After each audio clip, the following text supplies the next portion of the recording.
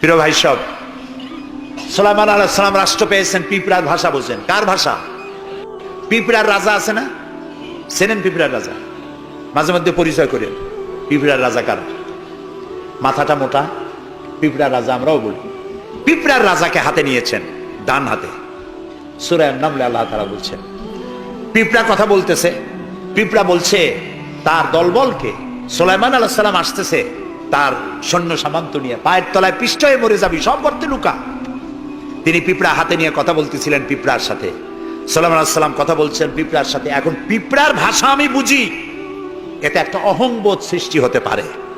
পিঁপড়ারও ভাষা আমি বুঝি। নবুয়তের শান দেখুন, পিঁপড়ার ভাষা বুঝতেছেন, সেখানে তিনি বিনয়ী হয়ে গেলেন আল্লাহর সামনে। তিনি বললেন, রব্বি আউজি'নি আন আশকুরা নি'মাতাকাল্লাতী আন'আমতা আলাইয়া ওয়া আলা ওয়ালিদাইয়া। আয় আল্লাহ তাআলা, তুমি আমাকে ওই পরিমাণ শুকর আদায় করার তৌফিক দাও আমাকে, যে পরিমাণ নিয়ামত তুমি আমাকে দান করেছো। ওয়া আলা ওয়ালিদাইয়া, এবং আমার মা-বাবার প্রতি যতটা নিয়ামত তুমি আমাকে দিয়েছো। ওয়ান আমালা সালিহান তারদাহু, আর আমাকে এমন আমল করার তৌফিক দাও যাতে তুমি খুশি হও। ওয়াদখিলনি বিরাহমাতিকা ফি ইবাদিকা সালিহিন, আর আল্লাহ আমাকে ইবাদে সালেহের মধ্যে শামিল করে দাও। সুবহানাল্লাহ।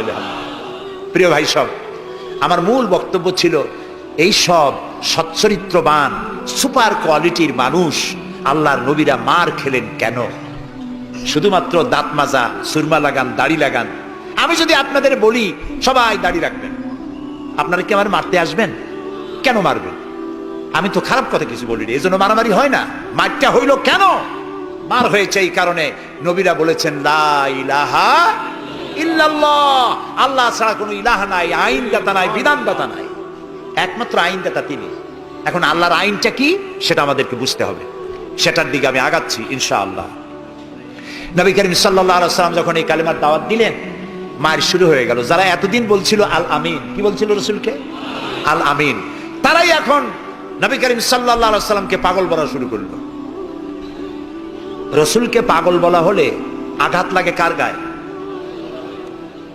আঘাত লাগে কোথায়? আল্লাহর গায়ে বলা যাবে না, আল্লাহর অস্তিত্বে আঘাত লাগে। আল্লাহ রাব্বুল আলামিন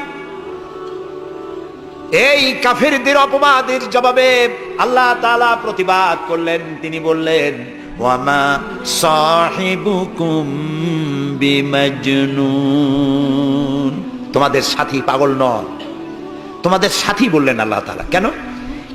তোমরা তো এই লোককে হতে দেখেছো, তার শৈশব, কৈশোর, যৌবন, আর এই বয়স পর্যন্ত তোমরা তাকে চোখের সামনে দেখেছো।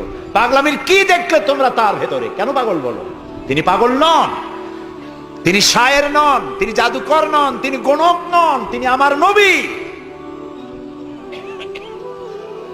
প্রিয় ভাই সব, মুসলমানেরা মার খাচ্ছে, পালিয়ে বেড়াচ্ছে। বুখারী শরীফে এসেছে ওয়ান খাব্বাব বিন আল-আরিত রাদিয়াল্লাহু তাআলা আনহু আন্নাহু ক্বাল শাকাউনা ইলা রাসূলিল্লাহি সাল্লাল্লাহু আলাইহি ওয়াসাল্লাম ওয়া হুয়া মুতাওয়াসসাদুন বুরদাতুন লাহু ফি জিল্লিল কাবা। হযরতে খাব্বাব বলেন, আমরা অত্যাচারিত হয়ে একদিন নবী করিম সাল্লাল্লাহু আলাইহি ওয়াসাল্লামের কাছে গেলাম, যে দেখতে পেলাম তিনি কাবা শরীফের ছায়ায় চাদর মুড়ি দিয়ে আরাম ফরমাচ্ছেন। আমরা কাছে গিয়ে বললাম, আলা তাদউ লানা আলা তাস্তানসিরু লানা ইয়া রাসূলুল্লাহ, হে রাসূল। মাইর খাইতে খাইতে আমরা শেষ হয়ে গেলাম। আমাদের মুসলমানদের উপরে আগুন চাপা দেওয়া হচ্ছে, পাথর চাপা দেওয়া হচ্ছে, বেলালকে উটের পায়ের রশিতে বেঁধে উট তাড়ানো হচ্ছে। ক্ষুধার জ্বালায় শেষ হয়ে গেলাম, ঘুমাইতে দেয় না, মাইরে অস্থির হয়ে গেলাম। হে রাসূল, আপনি কি আল্লাহর কাছে আমাদের জন্য দোয়া করবেন না? আপনি কি আমাদের জন্য আল্লাহর কাছে সাহায্য প্রার্থনা করবেন না? বুখারীর হাদিস। রাসূলুল্লাহ উঠে বসলেন, বললেন, ও খাব্বাব, তোমাদের আগে এই পৃথিবীতে যারা এসেছিলেন, সেই সমাজের সমাজপতিরা কলেমার দাওয়াত দেওয়ার অপরাধে তাদেরকে ধরতো। ফায়ুখাজুর রাজুলু ফায়ুহফারু লাহু ফিল আরদ, তারা তাদেরকে ধরতো আর তাদের জন্য গর্ত খনন করত। ফায়ুজআলু ফিহা, এরপরে সেই গর্তের ভিতরে তাকে কোমর পর্যন্ত গেড়ে দিত। সুম্মা ইউতা বিল মানশার, এরপরে করাত আনা হতো। ফায়ুদাউ আলা রাসিহি, এরপরে করাত তার মাথার উপরে রাখা হতো। ফায়ুজালু নিসফাইন, এরপরে করাত দিয়ে চিরে জীবন্ত মানুষকে দুই টুকরা করে ফেলে দেওয়া হতো। মা ইয়াসুদ্দুহু যালিকা আন দীনি, এত বড় অত্যাচারের পরেও সে যুগের একজন মুসলমানকেও আল্লাহর দ্বীনের পথ থেকে এক চুলও তারা সরাতে পারে নাই। রাসূলুল্লাহ বলছেন ওয়াল্লাহি ওয়াল্লাহি, ও খাব্বাব আমি আল্লাহর নামে কসম করছি। কে বলছেন? রাসূলুল্লাহ কসম করছেন, আমি আল্লাহর নামে শপথ করছি, লা ইউতাম্মান্নাল্লাহু হাদাল আমরা হাত্তা ইয়াসিরুর রাকিবু মিন সানা ইলা হাদরামাউত। সেদিন বেশি দূরে নয়, যেদিন ইয়েমেনের রাজধানী সানা থেকে সুন্দরী যুবতী নারীরা তাদের যৌবনের পসরা নিয়ে, সওদাগারেরা তাদের সম্পদ নিয়ে সানা থেকে রওনা করে সহস্র মাইল পাড়ি দিয়ে সৌদি আরবের হাজরামাউত পর্যন্ত পৌঁছে যাবে রাত এবং দিনে পায়ে হেঁটে। লা ইয়াখাফু ইল্লাল্লাহ, আল্লাহ ছাড়া কোনো ভয় তাদের অন্তঃকরণে থাকবে না। আবেজ্জুবা আলা গানামি, তবে হ্যাঁ এটা ঠিক, লা ইয়াখাফু ইল্লাল্লাহ যদি বলা হয় আর কিছু না বলা হয়, তাহলে তো বোঝা যাবে যে বাঘ এবং সিংহরও ভয় থাকবে না। নবীর কথায় কোনো ফাঁক থাকে না, আল্লাহর কথায়ও ফাঁক থাকে না, নবীর কথায়ও ফাঁক থাকে না। একজন ইলেম কালাম কম যখন ওয়াজ করতে যাইতো, লক্ষ্য করতো যে সেখানে কোনো আলেম আছে নাকি। আলেম থাকলে অল্প কথা বলে শেষ করে দিত। তা আলেম আছে কিনা এটা পরীক্ষা করার জন্য বলছে যে ভাইরা আমি আজকে একটা পাতা আর ওয়াজ করবো, একটা পাতা, এবং তার ব্যাখ্যা এবং বিশ্লেষণ আমি আপনাদের সামনে আলোচনা করতে চাই। জনগণ বলেন আমরাও শুনতেই চাই, বলুন পাতার ব্যাখ্যা কি। তিনি বলছেন এমন একটি পাতা, এটি যদি মাটিতে পড়ে বাঘ হয়ে যায়, আর যদি পানিতে পড়ে কুমির হয়ে যায়। একজন দাঁড়ায় বলল, হুজুর বুঝলাম এই পাতার ফজিলত এমন, মাটিতে পড়লে বাঘ হয়, পানিতে পড়লে কুমির হয়, কিন্তু পাতাটি যদি অর্ধেক মাটিতে অর্ধেক পানিতে পড়ে তাহলে কি হবে? উনি বুঝলেন যে এখানে তো আলেম আছে, কাজী আমার ওয়াজ এখানে শেষ করি। ওয়া আখিরু দাওয়ানা আলহামদুলিল্লাহি রাব্বিল আলামিন। কথার মধ্যে ফাঁক থাকলে এরকম হয়, কিন্তু আল্লাহর কথা নবীর কথায় কোনো ফাঁক নাই। লা ইয়াখাফু ইল্লাল্লাহ, আল্লাহ ছাড়া কোনো ভয় থাকবে না। কিন্তু গরু ছাগল ভেড়া নিয়ে যাইতে গেলে যদি জঙ্গলের বাঘ আক্রমণ করে, সে ভয় কি থাকবে না?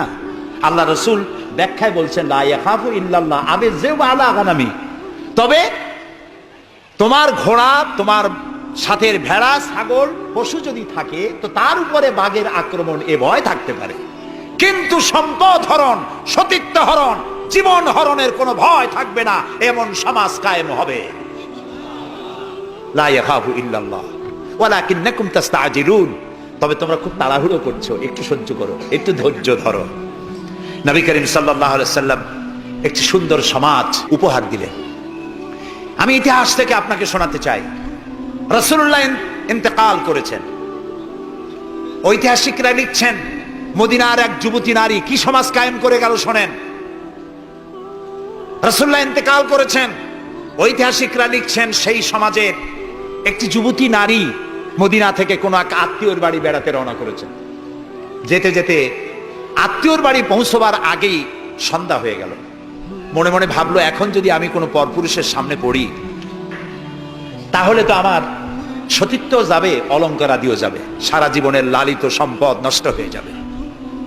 খুব ভীত সন্ত্রস্ত পদে এগোচ্ছে, আর বাঘ ডাকা হরিণীর মতো তার চোখ এদিক ওদিক তাকাচ্ছে আর হাঁটতেছে। হঠাৎ দেখে দূর থেকে তার দিকেই এগিয়ে আসছে এক যৌবন ভরা এক যুবক।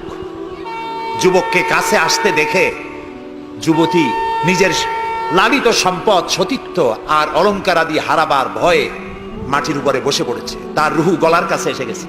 ঐতিহাসিকরা লিখছেন যুবকটি যুবতীর কাছে এসে দাঁড়িয়েছে। যুবতী মহিলার চোখের উপরে চোখ রেখে যুবক ছেলে বলছে, মা আমাকে দিয়ে তোমার কোনো অনিষ্ট হবে না, তুমি কোথায় যাবে আমাকে বলো, আমি পাহারা দিয়ে তোমার গন্তব্যে পৌঁছে দেব। আমার পরিচয় শোনো, আমি মুসলমান।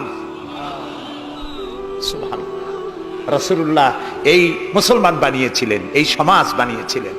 তাই আমি আফসোস করে বলি, মরা মানুষ জিন্দা হওয়ার কোন সুন্নত যদি থাকতো, আর একজন সাহাবী যদি আজ জিন্দা হতেন, আর আমাদেরকে যদি দেখতেন তাহলে চিৎকার দিয়ে বলতেন আল্লাহর কসম, রাসূলুল্লাহ দামদার মোবারক শহীদ করে সাহাবীরা জীবন দিয়ে যে মুসলমান বানিয়ে রেখে গিয়েছিলেন, আল্লাহর কসম এগুলো সেই মুসলমান না।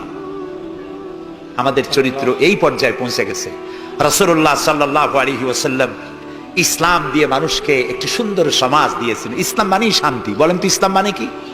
বলেন না, অর্থ কি? শান্তি। তবে শর্ত সাপেক্ষে, যারা আনুগত্য করবে তাদের জন্য শান্তি। আমরা একজন আরেকজনের সঙ্গে দেখা হলে কি বলি? আসসালামু আলাইকুম। যারা প্রত্যেক দিন প্রতি মুহূর্তে একজন আরেকজনকে সালাম দেয়, সেই জাতি কোনোদিন সন্ত্রাসী হতে পারে?